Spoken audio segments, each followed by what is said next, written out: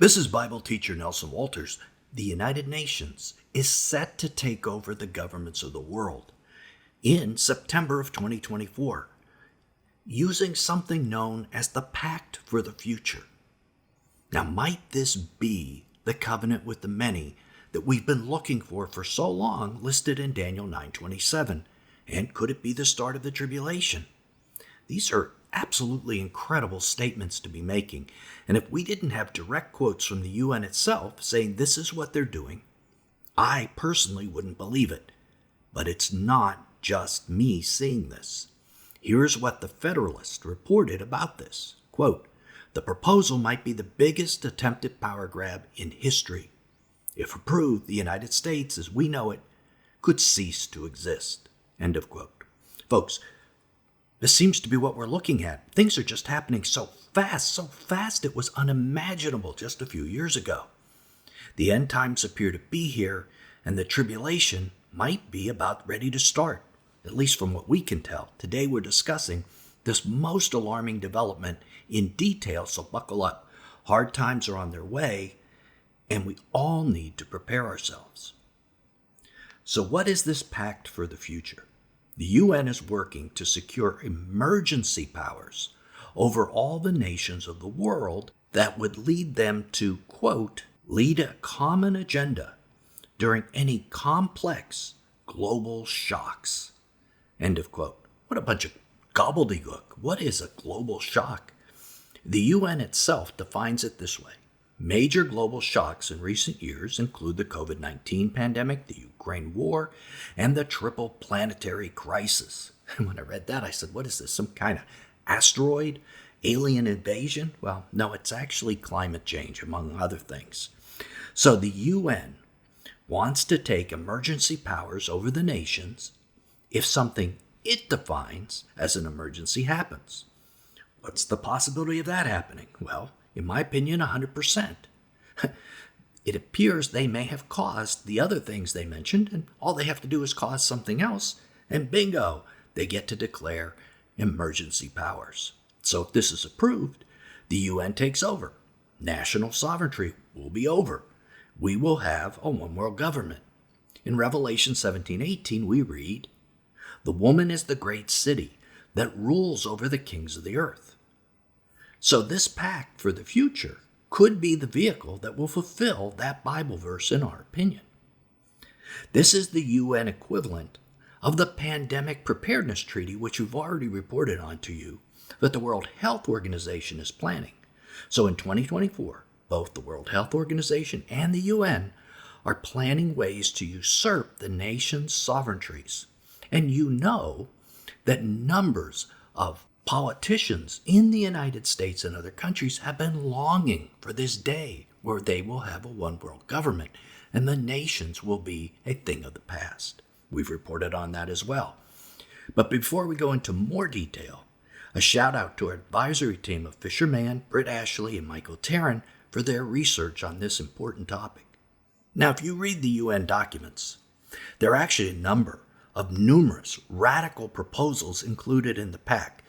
So I suggest you read it, and we have it down in the description, a link there for you to read. But more important than the other radical proposals are the UN plan for this new emergency platform.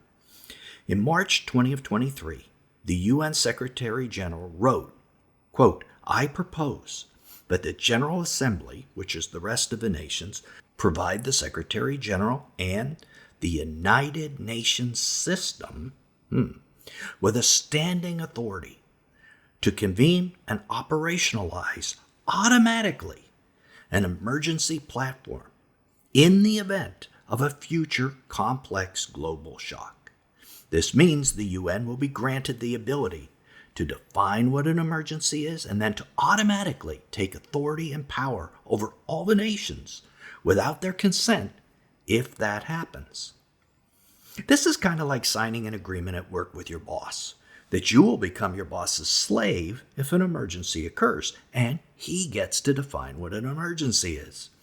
The next day it rains, and he says, "Whoops, to me that's an emergency. I'm declaring you my slave." As crazy as that sounds, That's the kind of thing the UN is proposing, and it seems like the nations are going along with this. We'll get to that in a minute. And once triggered, the emergency platform would give the UN the ability to control academic institutions, governments, businesses, corporations, and international financial institutions, the central banks.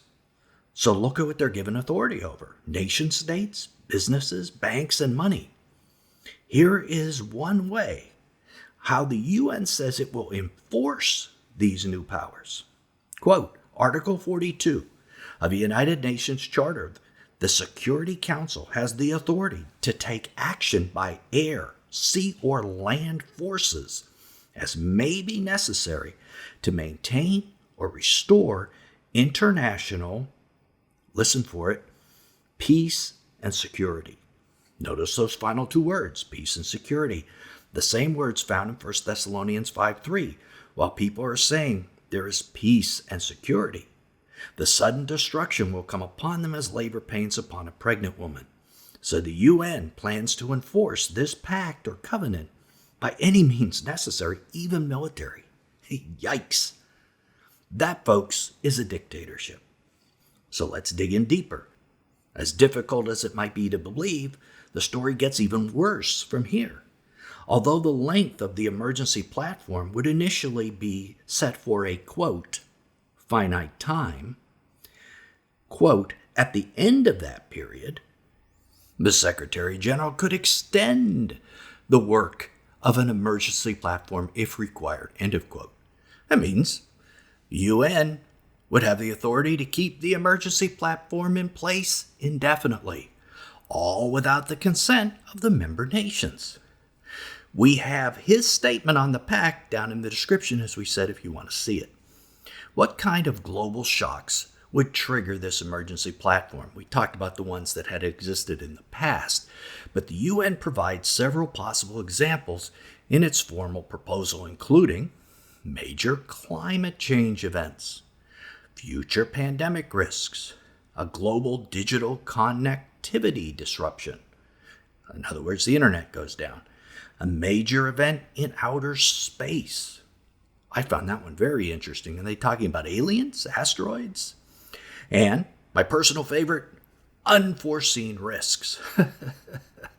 These are incredibly broad categories, so the UN would be given power to define what a global shock is, trigger an emergency whenever they want, and allow it to continue indefinitely.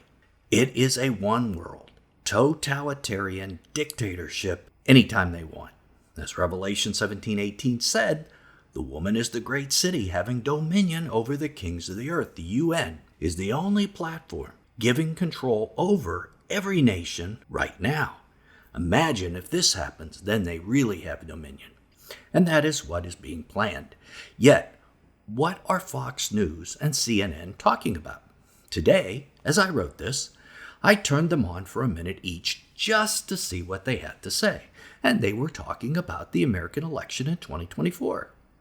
Friends, if there's an emergency declared by the UN in the fall of 2024, there won't be an election.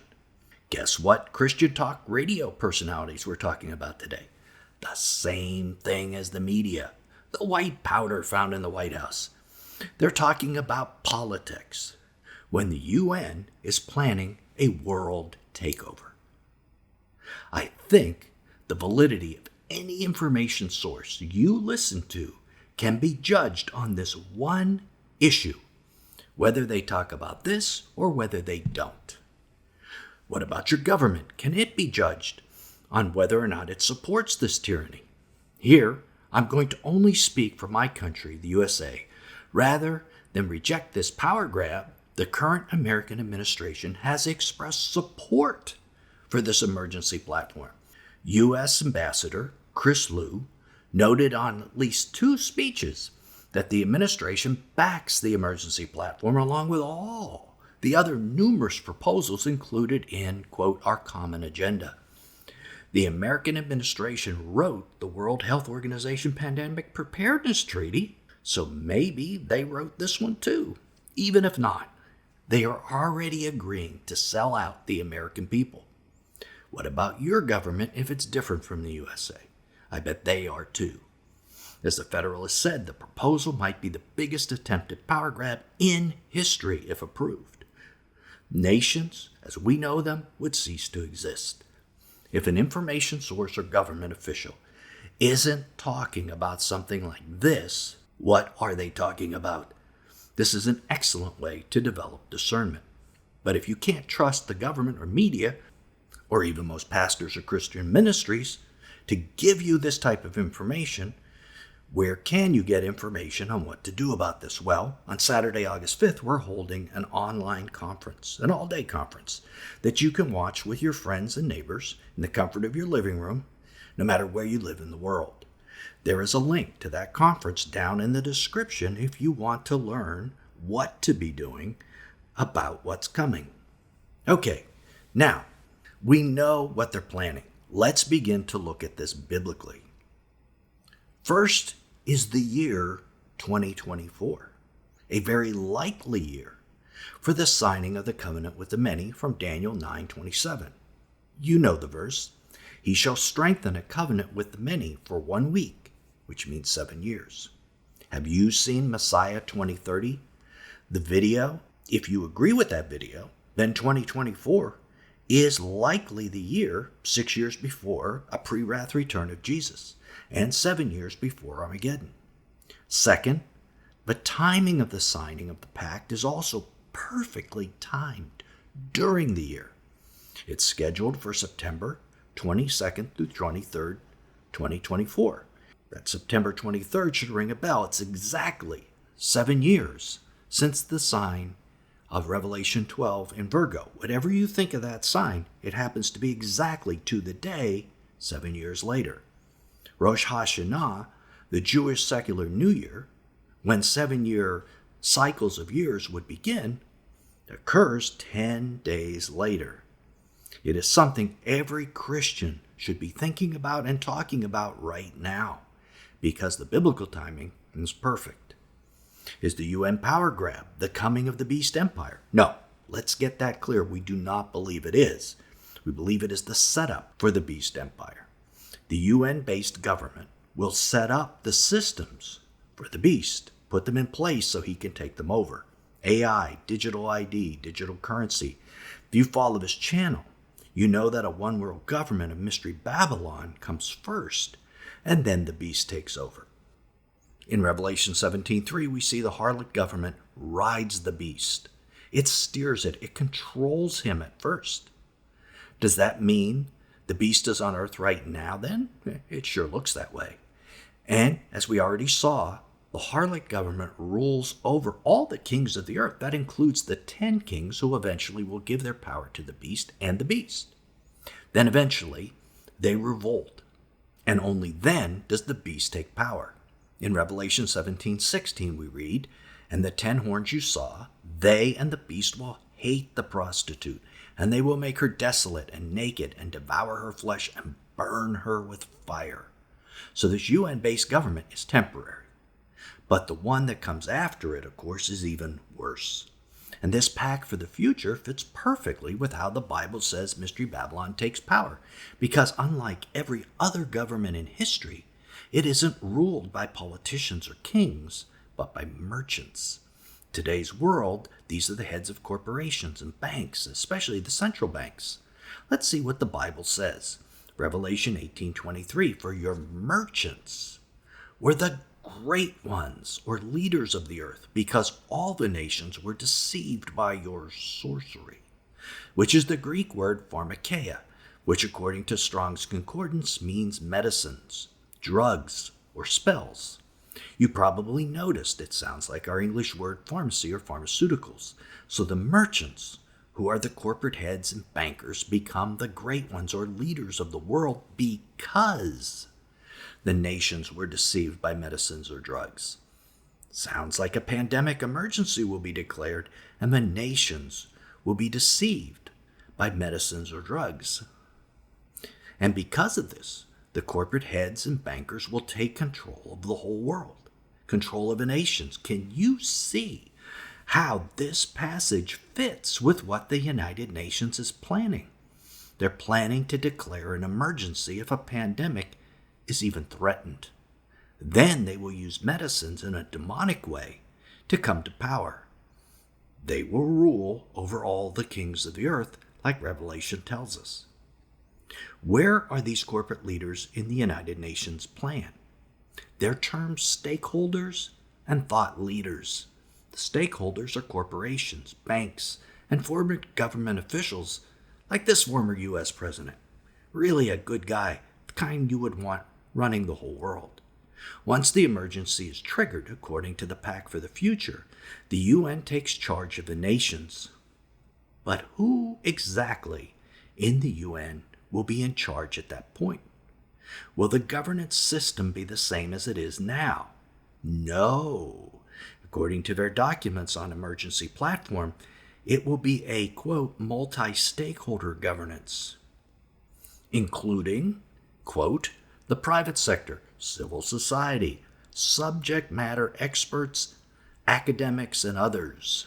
The Secretary General will be responsible for identifying such relevant actors, end of quote. In other words, the stakeholders and corporations like BlackRock, Obama, Bill Gates, folks like that, will take power. And of course, they keep it according to their documents as well. From these documents, you can see the Secretary General of UN will have a lot of power. So the idea entered my mind, when is the next election for Secretary General? Because that man will be the next to take over. Or it could be this guy. The answer is officially 2026, although if this pact passes, I would expect one of these other two men here to take power sooner than that. Neither will have the patience, in my opinion, to not want total control of the whole world a lot sooner than 2026. Not exactly the folks that I want running the world. Now, what can we expect in terms of how Christians will be treated by this Mystery Babylon government? Revelation 17:6 tells us they will be drunk on the blood of the saints. Revelation 18:24 tells us the blood of prophets, saints, and all who were slain on the earth will be in her. So they're going to assume power the same way Nazi Germany and Stalinist Russia did, by eliminating those opposed to them. And I imagine there will be many who are opposed to a totalitarian takeover. Once people wake up to what's really happened to their countries, they're going to go crazy and revolt. But remember, this government will have the combined power of all the armed forces of all the nations. It's not going to be a fair fight. Why are the kings of the nations going along with this now? That's the next question. Why is your government not opposing this? Well, it is our opinion that they are already controlled by this evil system, that most are bought and sold already, that they came to power because of those behind the scenes who have paved their way to get into office. Think back to the pandemic and how all the nations went into lockdowns in complete lockstep. Why did that happen? Why wasn't there even a debate about this? Because the leaders are already sold out. They only need the people to be deceived to take complete power. So late May 2024, we're expecting the World Health Organization to take some power via the Pandemic Preparedness Treaty, and then in late September 2024, the UN to take complete control in what could be the covenant with the many from Daniel 9:27. This leaves Rosh Hashanah, or the Feast of Trumpets 2024, as a very probable date for the start of the tribulation. Not guaranteed, but very likely. But why is Rosh Hashanah the likely date that any tribulation will start? Couldn't it just start on any old day? Well, click right here to find out why it cannot just be any old day like so many Christians think. Till then, this is Nelson, and I'll see you there.